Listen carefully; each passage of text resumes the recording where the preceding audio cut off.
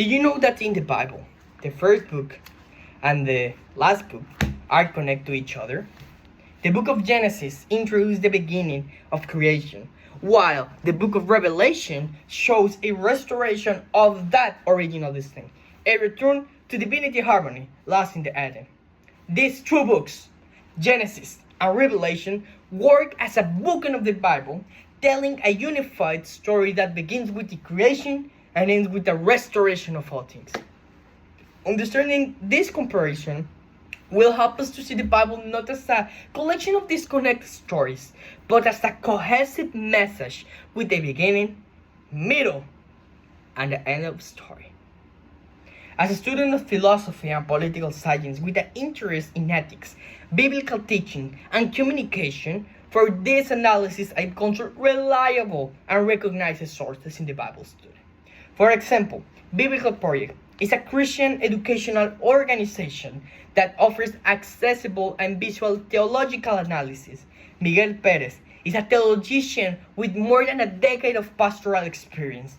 And Eduardo Montenegro is a missionary specialized in the Christian eschatology.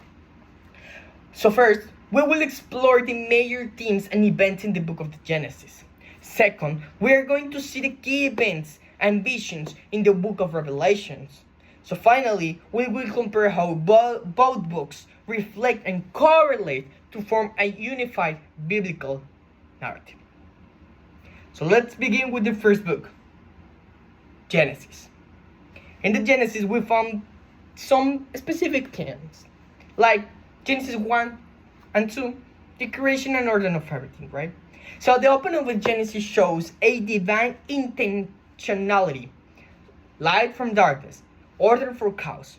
Biblical Project says that humanity and the world are created in the image of God, establishing and creating a dignity and purpose. The Garden of Eden represents harmony between God, creation, humanity, and nature. But in Genesis 3, we see the consequences and a fall. The serpent introduced temptation, leading to disobedience and the loss of innocence. The sin entered the world, resulting in the exile, suffering, and the needs of the redemption. Perez said that this sets the stage for the rest of the biblical narrative, a search for redemption and change for new beginning. So now, let's see how Revelations brings a new hope and a closure to this narrative of loss. In Revelations, we can see the new way of life. Like, Revelations 20 starts with the judgment and justice. Revelations presents a courtroom where the bad actions, evil, is judged and eliminated. A lake of fire appears, and this lake symbolizes the choice of separation from God, from those who reject following the truth, Jesus. But this moment affirms that the divine justice and highlights the humanity responsibility. But then in Revelations 21 and Revelations 22, we found the restoration and a renewal. The new heaven and earth emerge, free from pain, death, and corruption. The New Jerusalem is described with streets of gold, gates of pearls, and the presence of God among his people. The tree of life appears again and restored access to the eternal life and divine communication. With all these points in mind, we can see that now we start exploring those connections. So now we can see the symbolic bridge between Genesis and Revelation. Like the tree of life. In Genesis 2:9 and Revelations 22:2. In the Genesis, the tree of life is central to Eden, but become inaccessible due to sin. In the New Jerusalem, that appears in Revelation, now represent redemption and eternal life. This creates a full circle of narrative from loss to restoration.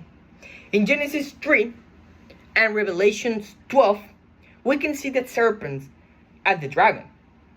The serpents in Genesis cause humanity to disbid from God, causing the fall behind the scene to arrive to the world. But in Revelations, the dragon, the serpent, is revealed to be the same, Satan, and is ultimately defeated.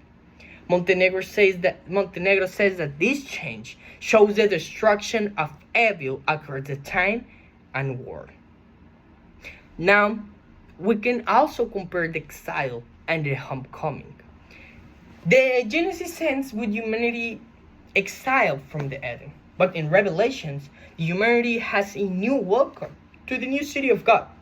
And we can see this way from separation to reunion again, from being brokenness to the wholeness. These parallels that we see shows a unity in the start and the end of the Bible, a journey from creation to consummation. We state that Genesis and Revelations are books of the Bible that are not isolated, but deeply connected, that shows that the human experience from origin to destiny. We explore Genesis as the creation of all and the fall of the humanity, but we see Revelations and the vision of the judgment and renewal, and all parallels that unified both books. The comparison of these two books remind us that the Bible offers more than just a doctrine. It presents us a story of hope, justice, and restoration, from Eden to the New Jerusalem. Personally, this message of hope is something that resonates deeply in my heart, and I find inspiration in the whole idea that even after failure and separation, there is always a path toward redemption and reunion. This gives me the purpose to seek truth and justice, and to believe that restoration is true. Thank you.